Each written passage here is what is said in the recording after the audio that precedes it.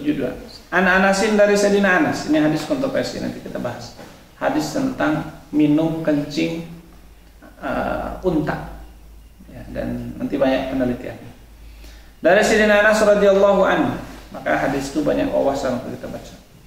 Qala berkata Sayyidina Anas, qadima datang nasun manusia min uqlin dari Uqal, au Urainah atau dari Urainah, ini nama daerah.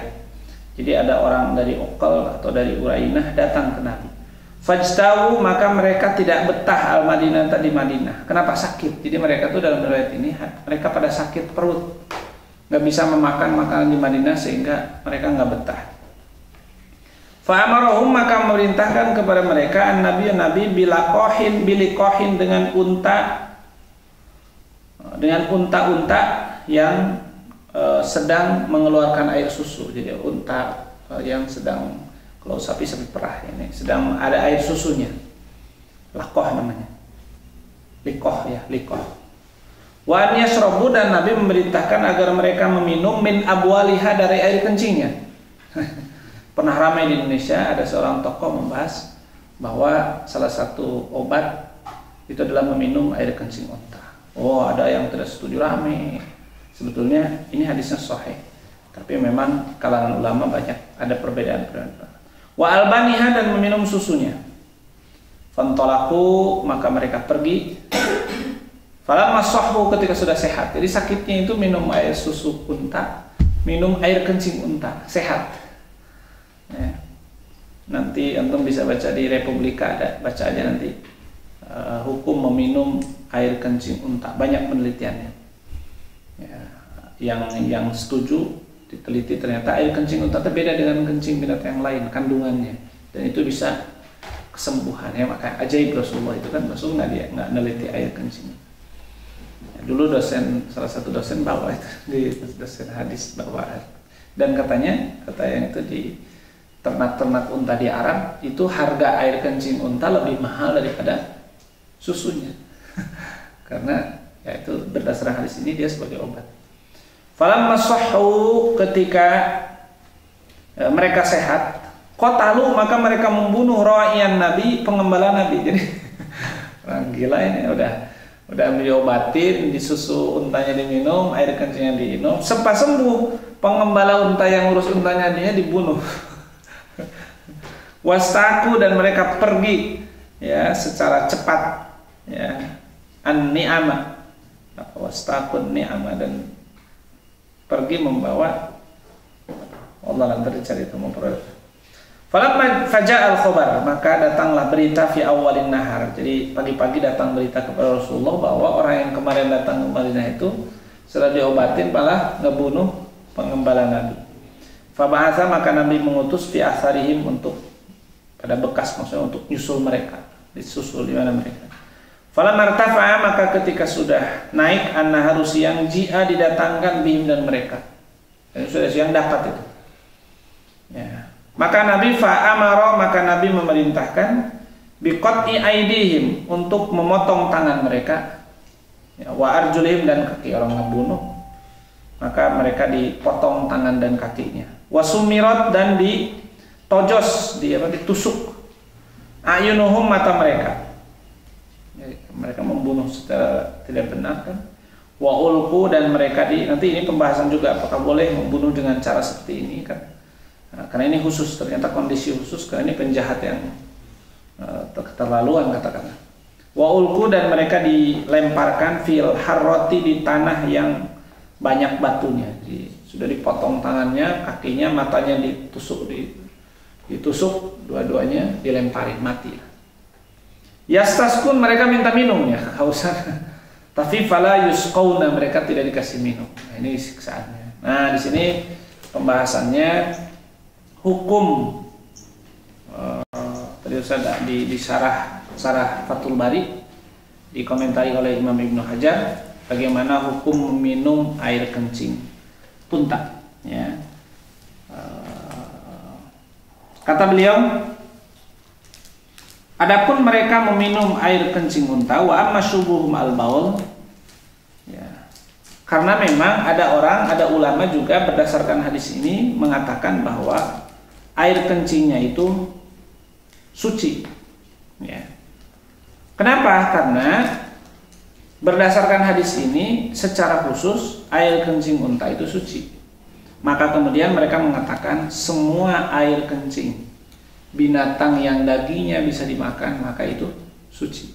Jadi air kencing apa tuh? Domba, kerbau, sapi, pokoknya yang dagingnya halal dimakan maka itu air kencingnya suci dan kotorannya pun tidak najis. Maka antum jangan heran kalau dalam mazhab selain mazhab Syafi'i, kotoran-kotoran kambing, kotoran-kotoran sapi itu boleh diperjualbelikan karena mereka berdasarkan hadis ini bahwa kotoran binatang yang dimakan dagingnya itu suci. Kalau mazhab Syafi'i mengatakan gini, tak kotoran kambing, kotoran sapi, kotoran kerbau itu najis, tapi dan nggak boleh dijual. Terus gimana? Karena butuh pengebun untuk pupuk dan orang yang punya ternak ayam juga ini kalau nggak dibersihkan tainya numpuk, maka boleh tapi nggak dijual, ditukar ya, jual kan ditukar. Nah ini akhirnya ditukar disebutnya memindahkan kepemilikan ya, jual beli memindahkan kepemilikan. Ya intinya jadi boleh. Jadi kadang-kadang ada ulama dalam berbeda pendapat tuh ini najis nggak boleh dijual. Terus gimana solusinya dong? Ya jangan dijual, dikasih tapi dia ngasih duit. Kan nggak mungkin kalau Daris ngasih 1 karung pupuk kandang dikasihnya misalnya 50.000. Kalau 100 karung pasti dikali 50.000 kan jual beli jadinya. Kalau kata mazhab yang lain udah itu nggak najis berdasarkan hadis ini. Nabi juga suruh minum air kencingnya dikiaskan. Itu adalah pendapatnya Imam Malik dan Imam Ahmad dan beberapa ulama dari kelompok Syarafi'i. Mazhab Malikiyah dan mazhab Hambali mengatakan kotoran binatang yang dimakan dagingnya itu suci. Dalilnya salah satunya dalil yang tekstual tentang unta, terus ayam, kambing dan sebagainya dikiaskan. Itu kata mereka. Dari kalangan mazhab Syafi'i ada juga yang setuju dengan mereka, yaitu Ibnu Huzaimah, Ibnu Mundir dan Ibnu Hibban, Imam Ar-Rauyani. Jadi ya beda-beda. Ini kayaknya benar Indo kan itu. Jadi nggak semua Syafi'inya satu pendapat. Sedangkan mazhab Syafi'i dan jumhur ulama selain Hambaliyah dan Malikiyah mengatakan bahwa semua kotoran binatang yang dimakan, yang tidak dimakan semuanya najis. Lalu ini gimana? Karena ada hadis Nabi yang mengatakan umum bahwa kotoran, kencing dan kotoran itu najis. Terus hadis ini gimana? Hadis ini kata mazhab Syafi'i, hadis ini karena orang ini darurat untuk berobat. Ya, gitu ya memahaminya. Jadi kalau yang lain sudah berdasarkan hadis ini maka air kencing binatang yang dimakan dagingnya halal dan tidak najis. Tidak najis paling tidak. Sedangkan mazhab Syafi'i mengatakan najis berdasarkan hadis umum. Nabi mengatakan baul dan raus itu najis. Lalu ini orang disuruh minum sama Nabi, ini khusus, kondisi khusus orang sakit untuk berobat. Nah, namun dikomentari oleh para ulama, nah ini sebagai, jadi biasa nggak apa-apa berbeda pendapat. Kata Ibnu Hajar sendiri,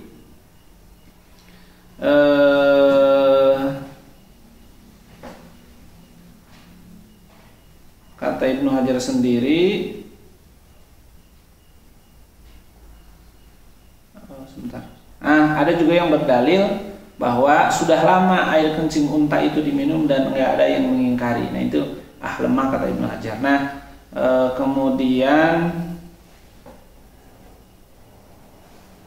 mazhab Syafi'i tadi berdalil darurat karena berobat. Ya, dikritik juga itu sama sebagian ulama, kan berobat itu tidak harus.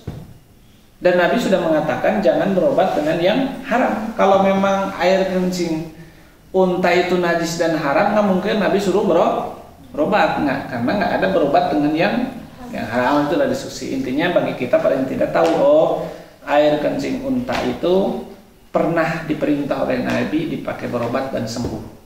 Adapun diamalkan sekarang tergantung kita mengikut mazhab siapa. Kalau mengikut mazhab Maliki dan Imam Ahmad, maka itu boleh dan itu obat, termasuk juga tidak najis seluruh air kencing dan kotoran seluruh binatang yang dimakan dagingnya, halal dimakan dagingnya. Sedangkan mazhab Syafi'i mengatakan hadis ini kondisi khusus untuk berobat dan air kencing dan kotoran binatang semuanya itu adalah najis. Nah, itu. Nah, pilihan terserah kita ikut kemana. Wa anhu, dan dari Sayyidina Anas.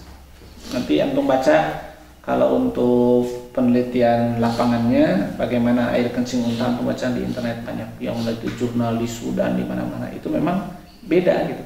Menunjukkan ada kandungan, ada yang mengatakan ada ternyata setelah diteliti ada kandungan yang bisa membunuh kanker dan seterusnya bisa dikembangkan. Ini juga di satu sisi bisa jadi dalil kemukjizatan Rasulullah SAW.